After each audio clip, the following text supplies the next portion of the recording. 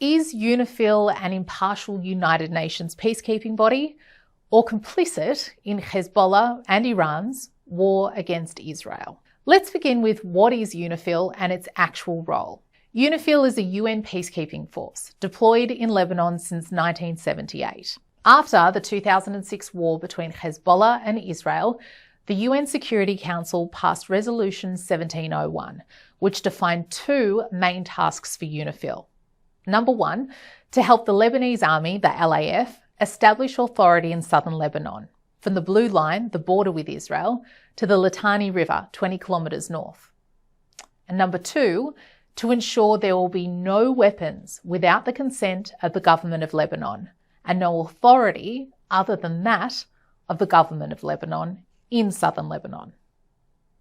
As such, more than 10,000 UNIFIL soldiers from 48 countries with an annual budget of over US $500 million are deployed across southern Lebanon, with the aim of monitoring militia and military developments and movements. But the reality of UNIFIL is different from what it's meant to be in principle. Put simply, one of UNIFIL's key responsibilities is to oversee and fully report all Hezbollah belligerent activity to the UN in order to prevent its military build-up in southern Lebanon. But since day one, Hezbollah violated the requirements, as set out in the United Nations Security Council Resolution 1701 and agreed upon by the Lebanese government. Right under UNIFIL's noses, as UNIFIL itself has acknowledged, since 2006, Hezbollah were emboldened to deploy thousands of militants and station its elite fighters, the Radwan unit, disguised as regular citizens along the border, to conceal and stockpile countless rockets and missiles in civilian homes, and to dig underground attack tunnels and equip them fully to be used in preparation for the Conquer the Galilee plan, Hezbollah's very own version of October 7, which sought to infiltrate northern Israel and murder and kidnap as many Israelis as possible.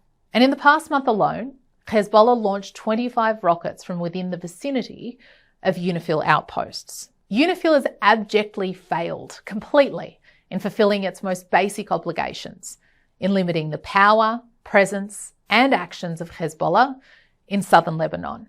It's been well documented that UNIFIL was ineffective in accurately reporting the number of Hezbollah incidents.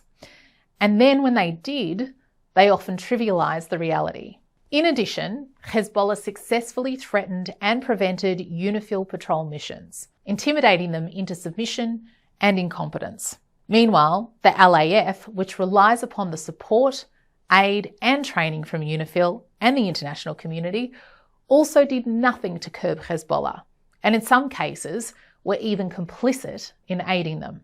Further, the Lebanese government did not comply with the United Nations Security Council Resolution 1559, which holds them responsible for the disbandment and disarmament of all militias from Lebanon. As such, Hezbollah were left to go unchecked and able to further strengthen its terror grip while using UNIFIL as human shields, just like its fellow Iranian-backed terror group Hamas, which hides behind UN infrastructure in Gaza. And where's the UN in this? The UN have failed in every conceivable way. The UN knew enough to intervene and implement UN Security Council Resolution 1701. After all, the UN is meant to enforce international law, peace and security. Instead, they did nothing, too busy issuing statements of strong concern against Israel.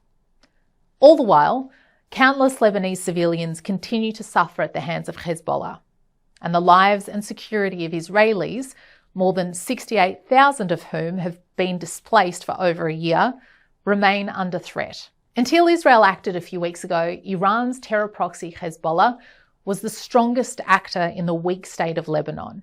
It exploited and abused the weakness of the Lebanese state and of the incompetence of the UN force for its own evil terror agenda.